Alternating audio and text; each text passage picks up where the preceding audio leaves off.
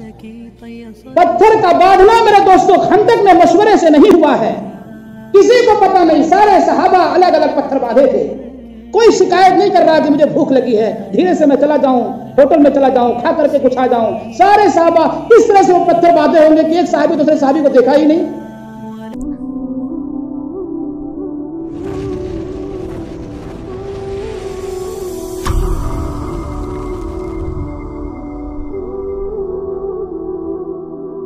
अल्लाह मुहताज नहीं है काम करने वाले काम लेने के लिए कि हम मक्का वालों से लेंगे, जिनकी मक्का में पैदाइश हुई है। अल्लाह जिससे चाहेगा रूम वालों से ले लेगा, फारस वालों से ले लेगा, मदीना वालों से ले लेगा, देहात वालों से ले लेगा।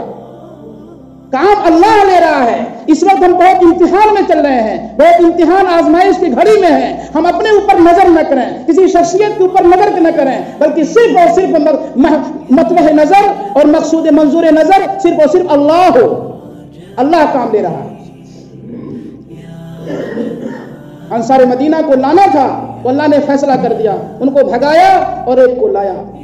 हजरत अब्बास रज़ी अल्लाह तआला अन्हु ने उनको जोड़ करके मदीना वालों को एक तकरीर की, कहा मदीने वालों ने तुमने बड़ा काम तुमने मोल लिया है, और ये कि मैंने सुना है कि तुम मोहम्मद सल्लल्लाहु अलैहि वसल्लम को पनाह देना चाहते हो। उन्होंने कहा हाँ हम पनाह देंगे।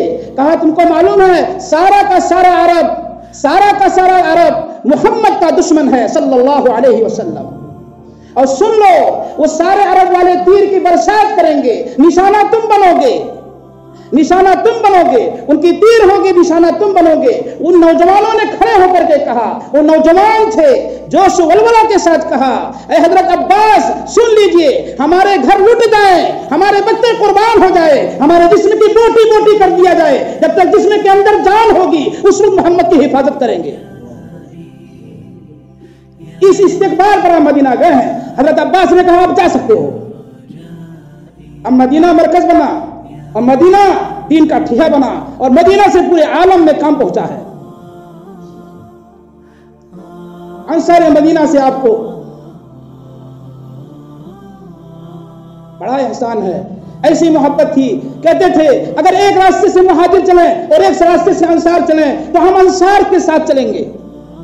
अंसार हमारे अंदर के कपड़े हैं, मुहाजिरीन बाहर के कपड़े हैं। बड़ी कुर्बानी है अंसार मदीना की जिन्होंने पनाह दिया है।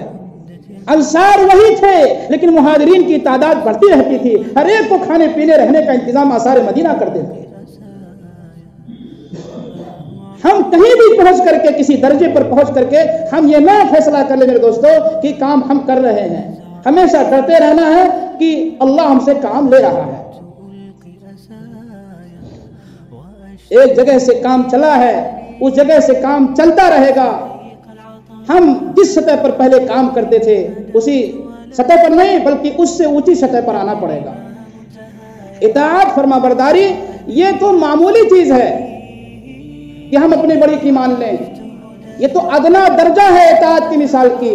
आला दर्जा इताअत की मिसाल ये है कि हम छोटे की इताअत कर लें। और इताअत कब तक करना है अमीर की इताअत कब तक करनी है? जब तक कि वो कुफ्र और शिर्क की न दावत देता हो न कुफ्र और शिर्क में मुब्तला हो, उस वक्त तक अमीर की इताअत करनी है। ये मियार है इताअत का।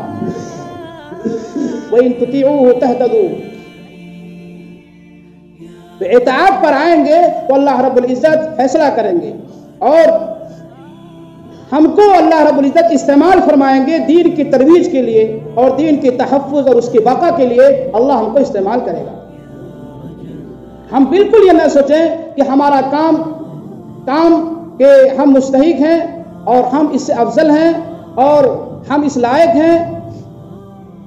मेरे दोस्तों भाइयों, यही वजह थी कि इब्लीस ने यह कहा कि अना खैरुम मिन, अफजल मैं हूं, मैं बेहतर हूं, मैं पुराना हूं, आदम तो अभी पैदा हुए हैं, मैं तो इतने दिनों से काम कर रहा हूं, इसलिए हमको फजीलत बख्शी जाए, अमीर हमको बनाया जाए और आदम हमारा सजदा करें।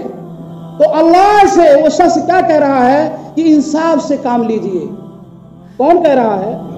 इब्लीस। इंसाफ करिए हमारे साथ, आप इंसाफ नहीं कर रहे हैं। अल्लाहु अकबर। और कह भी रहा है खलक़तहू मिन तीन व खलक़तनी मिन नार, ये भी कह रहा है کہ مجھے جو بنا ہوا آگ سے خود نہیں بنا ہوں، آپ ہی نے مجھے آگ سے بنایا ہے اور آپ ہی نے ان کو مٹی سے بنایا ہے، پھر بھی کہہ رہا انا خیر من۔ ارے بھی بہتر کیسے تم ہو گئے؟ اللہ جس کو بہتر بنائیں گے وہ بہتر ہوگا نا۔ حضرت آدم علیہ السلام کو اللہ بہتر بنانا چاہ رہے ہیں، ان کو افضل بنانا چاہ رہے ہیں۔ خلافت، امارت، نبوت، امامت، یہ سب اللہ رب العزت حضرت آدم کو دینا چاہ رہے ہو، اور تم کرو کہ انصاف نہیں ہو رہا ہمارے ساتھ، میں تو بہت پرانا ہوں۔ بڑی خطرناک بات ہے میرے دوستو۔ اس لیے ہمیشہ ڈرتے رہنا چاہیے، ہر وقت ڈرنا چاہیے اور محاسبہ کرنا چاہیے کہ جو ہم چل رہے ہیں یہ کوئی ہمارا کمال نہیں ہے، کب کون رک جائے اور کس کا رک کدھر پھر جائے کچھ پتہ نہیں ہے، کچھ پتہ نہیں ہے، کتنے لوگ آئے اور گئے۔ اس لیے ہمیں ضرورت ہے کہ ہم خوب اپنا محاسبہ کریں، جائزہ لیں، کام کرنے والے ساتھی، اور سیرت کا مطالعہ کریں، حیات الصحابہ کا انفرادی طور پر خوب ضرور مطالعہ کریں، اور اپنے نزاع کو، اپنے اختلاف کو سیرت سے حل کر لیا کریں، حل ہو جائے گا۔ حضرت مولانا مفتی زین العابدین صاحب رحمۃ اللہ علیہ کے پاس جب کوئی مسئلہ اختلافی آتا تھا تو کہتے تھے میں اوپر دیکھتا ہوں اور پھر نیچے دیکھتا ہوں، پھر میں کوئی فیصلہ لیتا ہوں۔ اوپر میں سیرت کو دیکھتا ہوں اور نیچے مولانا الیاس اور مولانا یوسف رحمہم اللہ کو دیکھتا ہوں، تب میں کچھ رائے دیتا ہوں، کیونکہ ان دونوں باپ بیٹوں نے قسم کھا رکھی ہے کہ سیرت سے نیچے کوئی بات چلانی ہی نہیں ہے، سیرت سے نیچے کوئی بات چلانی ہی نہیں ہے۔ آج وہ کرسی کا امتیاز ہے، آج اس کرسی کا امتیاز ہے، ان بزرگوں کی قربانی ہے کہ سیرت سے ہٹ کر کوئی بات چلتی ہی نہیں وہاں۔ آج بھی حضرت یہی کہتے رہتے ہیں کہ ہم کو سیرت سے جڑنا ہے، سیرت سے جڑنا ہے، کوئی شخصیت سازی یہاں نہیں ہے، کوئی یہاں وحدہ نہیں ہے، کوئی یہاں الیکشن نہیں ہے، بس مشورہ ہے، ایک کام کی ترتیب ہے، ایک قربانی مانگی جا رہی ہے، اسی سے امت کو جوڑنا ہے، کسی چیز سے نہیں جوڑنا ہے۔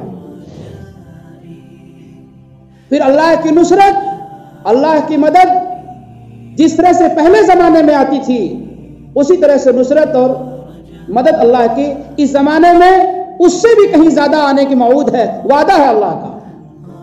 یہ خندق کے جو واقعہ پڑھتے ہیں، سخت سردی کے زمانے میں خندق کی کھدائی ہوئی ہے، صحابہ کرام کس جانفشانی سے خندق کی کھدائی کیے ہیں کہ مکمل کپڑے بھی نہیں ہوتے تھے، کھانے کا نظم بھی نہیں ہوتا تھا۔ آج سب کچھ ہے، پھر بھی شکایت یہ ہے کہ ہمارے پاس کچھ بھی نہیں ہے، اور وہاں کچھ بھی نہیں تھا جب بھی شکایت نہیں ہوتی تھی کہ ہمارے پاس کچھ نہیں ہے۔ بس پتھر کا باندھنا میرے دوستوں خندق میں مشورے سے نہیں ہوا ہے، کسی کو پتا نہیں، سارے صحابہ الگ الگ پتھر باندھے تھے، کوئی شکایت نہیں کر رہا کہ مجھے بھوک لگی ہے، دھیرے سے میں چلا جاؤں، ہوٹل میں چلا جاؤں، کھا کر کے کچھ آ جاؤں۔ سارے صحابہ کس طرح سے وہ پتھر باندھے ہوں گے کہ ایک صحابی دوسرے صحابی کو دیکھا ہی نہیں۔ یہ بعد میں راز پھاش ہوا، اور حضور اکرم علیہ السلام نے اپنے پیٹ پر 2 پتھر باندھے، کسی صحابی نے نہیں دیکھا، کس طرح سے کام کرتے تھے چھپ کر کے۔ اور یہ آج ہم تک جان گئے، آج سنگی مسجد میں بات ہو رہی ہے اور قیامت تک ہوتی رہے گی کہ صحابہ نے اپنے پیٹوں پر پتھر باندھا ہے۔ اس استقامت، اس خلوص اللہیت کے ساتھ صحابہ کام کرتے تھے، بڑے بھی چھوٹے بھی مل کر ایک دوسرے کے ساتھ جس طرح سے کام ہوا ہے۔ حضرت جابر رضی اللہ تعالیٰ نے دیکھا، محسوس کیا کہ بھوک کی بےتابی ہے، بے چینی اور پریشانی ہے، اور آپ ہیں کہ دعا دے رہے ہیں اللہم لا عیش الا عیش الاخرہ، کوئی زندگی نہیں سوائے آخرت کی زندگی کی، زندگی تو آخرت ہی کی زندگی ہے۔ اللہم اغفر الانصار والمہاجرہ، اے اللہ اس انصار کی اور مہاجر کی مغفرت فرما دیجئے۔ صحابہ بھی صحابہ تھے، انہوں نے جو بیعت کی تھی وہ کوئی ایسی بیعت نہیں تھی کہ محمد سے وفاتوں نے تو ہم تیرے ہیں، اللہ اکبر، یہ جہاں یہ زمین کیا چیز ہے، لوح و قلم سب تیرے ہیں۔ صحابہ نے کہا تھا نحن الذین بایعوا محمدا علی الجہاد ما بقینا ابدا، ہم نے جو بیعت کی ہے، ابھی سنا آپ نے انصار مدینہ کے نوجوان نے کیسے کھڑا ہو کر کے کیا تھا، ہم لے جائیں گے محمد کو، ہم نے بیعت جو کی ہے موت تک بیعت کی ہے، ہم اس کو توڑنے والے نہیں ہیں۔ حضرت جابر رضی اللہ تعالیٰ عنہ پریشان، صحابہ پریشان، جن کے پاس ذرا سا کچھ ہوتا تھا وہ سوچتے تھے کس طرح سے جو ہے ہم ان کا اکرام کر لیں، ان کا استقبال ہو جائے۔ وہ فوراً گئے، بیوی سے مشورہ کر رہے ہیں۔ اب وہاں کچھ نہیں تو بکری کا بچہ اور مجمع ہزاروں سے اوپر، 1400 کا مجمع، اب کیا کریں؟ تو بیوی نے کہا ایسا ہے کہ دھیرے سے حضور اکرم صلی اللہ علیہ وسلم سے کہہ دو کہ آپ اور ایک دو ساتھی اور ساتھ میں لے آئیں اور کھا لیں اس موقع پر۔ یہ کیسے ہو سکتا ہے کہ امیر صاحب چپ کے کھا لیں؟ یہ مناسب نہیں ہے، یہ اصول کے خلاف ہے کہ امیر صاحب کھانا کھا لیں اور وہ مامورین کو چھوڑ دیا۔ وہ کہاں ہیں کہ اگر وہ بھوکے ہیں تو آپ بھی بھوکے رہیے، آپ کھائیے تو ان کے بھی فکر کیجیے۔ اس لیے دودھ کا پیالہ آیا ہے تو سب سے پہلے ابو ہریرہ سے کہا سب کو پلاؤ، بعد میں بچا تو صرف تم پیو پھر میں پیوں۔ یہ نظام تھا، اس طریقے سے جوڑ تھا بڑوں میں چھوٹوں میں، یہ کیفیت ہونی چاہیے ہم سب کی، جوڑ کی، محبت کی۔ کھانے کے اندر جہاں بے احترامی ہوتی ہے ساتھی وہیں ٹوٹتے ہیں، اور یہی امتحان ہوتا ہے، یہی امتحان ہوتا ہے۔ اس لیے اصول ہے، آپ نے دھیرے سے کان میں کہا، بس اللہ کی نصرت، اب اللہ کی ذات سے فائدہ اٹھانا، استفادہ کرنا ہے۔ آپ نے دھیرے سے کہا اور آپ نے اعلان کر دیا چلو بھائی جابر کے یہاں دعوت ہے۔ اب وہ پریشان ہو گئے، حضرت جابر رضی اللہ تعالیٰ عنہ، یہ کیا بات ہوئی؟ 3-4 آدمی کا کھانا ہے یا ہزاروں کا لشکر جائے گا، ہمارا کیا بنے گا؟ چنانچہ ڈرتے ہوئے گئے کہ کہیں بیوی کی ڈانٹ نہ پڑے، وہ کیا کہے گی، بڑی رسوائی ہوگی۔ لیکن گھر میں تعلیم تھی، گھر میں حدیث کا مذاکرہ تھا، گھر میں آخرت کا تذکرہ تھا، گھر میں اللہ اس کے رسول کی ذات کی اور ان کا کیا مقام ہے، یہ سب تعلیم ہوتی تھی گھر میں۔ تو بیوی نے کہا کہ آپ نے کیا کہا تھا؟ کہ ہم نے کہا 2-3 کی گنجائش ہے۔ تو کہا بس کوئی بات نہیں، وہ آ رہا ہے، وہ خود ذمہ دار ہیں، وہ خود دیکھ لیں گے۔ تو میرے دوستو ہوا بھی ایسے، حضرت جابر رضی اللہ تعالیٰ عنہ سے اصل میں یہ کام کیا ہے؟ براہ راست اللہ سے مستفاد ہونا ہے، فائدہ اٹھانا براہ راست، یہ کام ایسا ہے۔ ابھی تو ہم ہنسی مذاق کر رہے ہیں، ایسے ہی نقل و حرکت کر رہے ہیں، الٹا سیدھا چل رہے ہیں، تب بھی اللہ کی نصرت دیکھ لیتے ہیں۔ لیکن جب اس یقین اور اعتماد اور توکل کے ساتھ جب چلیں گے تب دیکھیے۔ اور مجھے گمان ہے، اپنے اکابر پر حسن ظن ہے کہ اسی سطح سے چل رہے ہیں اور امت کو جوڑ رہے ہیں، اور اللہ کی نصرت شامل حال ہے۔ تو میرے دوستو حضرت جابر سے حضرت رسول اکرم صلی اللہ علیہ وسلم نے فرمایا جابر ہمارا انتظار کرو، ابھی کچھ تم ہاتھ مت لگانا کھانا وغیرہ میں۔ اور اس کے بعد کہا لاؤ روٹیاں حوالے کرو، سالن لاؤ کہاں، حوالے کرو، سالن لاؤ کہاں ہیں؟ آپ وہاں دسترخوان پر ساتھیوں کو بیٹھاتے ہیں، خود نکالتے ہیں اور کپڑے سے ڈھک دیتے ہیں، اور صحابہ سے کہا ہڈیاں مت کھانا، جابر کی بکری واپس کرنی ہے۔ پورا مکمل تماشا ہوگا اور اللہ کی قدرت سے فائدہ اٹھانا ہے۔ جیسے حضرت ابراہیم علیہ السلام نے فائدہ اٹھایا، آگ جلتی رہی اور گلے گلزار بنتی رہی، ہو آگ بجھی نہیں تھی۔ آج فائدہ اٹھائیں گے اللہ کی ذات سے، ادھر خندق بھی کھود رہے ہیں، ادھر جابر کی دعوت بھی کھا رہے ہیں۔ کیا یہ چیز ہے؟ یہ چیز ہے اصل اللہ سے فائدہ اٹھانے کی۔